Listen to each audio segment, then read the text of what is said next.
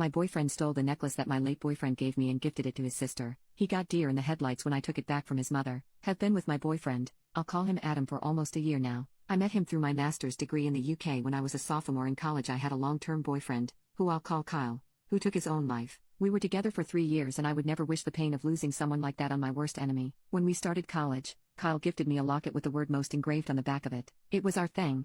It meant he loved me most. Sappy, but it was ours. Since his passing, this has been my most valuable possession and I do not go anywhere without it. It is my last piece of Kyle. After finishing my degree and struggling the entire time, I decided that I needed to get out of the town where everything happened and decided to study for my master's degree in the UK, which is where I met Adam. He is the first person I have allowed myself to love since losing Kyle, and I really have loved our relationship up until this. If it is true, I will never be able to forgive him. Adam has always been insecure about Kyle, asking hypothetical questions like if Kyle was still alive would I be with him, and would I prefer about him over Kyle, etc., etc. I usually dodge the questions and never give him an answer, as I don't condone these types of questions and don't want to feed into it. We have also had to have several conversations regarding Adam talking badly about Kyle. He also dislikes if I post about Kyle on his birthday or death anniversary or have hard days. He sees this as that I don't love him and am still hung up on Kyle. No matter how many years that pass, and how much I love Adam, Kyle was my first and his life was cut short. He was also my best friend. I will mourn his life forever, even if I have moved on romantically. He knows how much this necklace from Kyle means to me,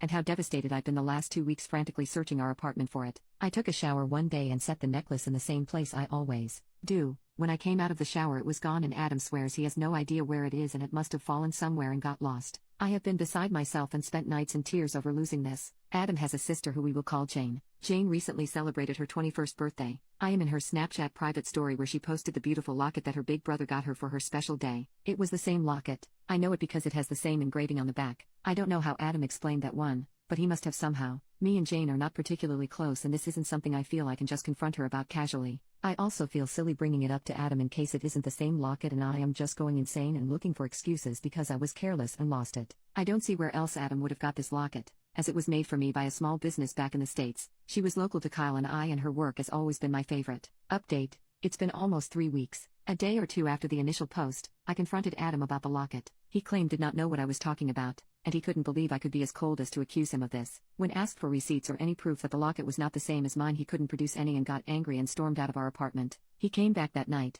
tried to gaslight me into believing I was the one who created a problem out of nothing, and even that the necklace he got his sister had no engraving whatsoever. Unlucky for him, I had contacted his mom while he was away, stating that I had misplaced my locket and was wondering if it had been accidentally taken home by Adam when he was visiting. She got back to me pretty quickly saying that she had found my necklace on her daughter Jane's present pile stacked away in a corner. She said that she would return the necklace to me as soon as possible and that she or Jane must have mistaken it for one of her presents and put it back in the pile. She promised me that she would keep a hold of it in her room until she got the chance to return it. Immediately after I had confirmation that Adams's mom had the locket, I booked the cheapest flight home I could find and asked his mom for a lift to the airport, that way she could return the necklace. She agreed, and after that, I sat planning exactly how I would tell Adam that we were breaking up. I didn't need him to admit to stealing the necklace. The fact that I had enough doubt in my mind that I knew he had taken it was enough for me to know that this relationship was going nowhere. I just wanted my necklace back. I stayed with Adam until my flight, which was about a week ago. I let him and his mom drive me to the airport. I left a note, breaking up with him, telling him that my friends would be by to pick up my stuff and move it between their flats.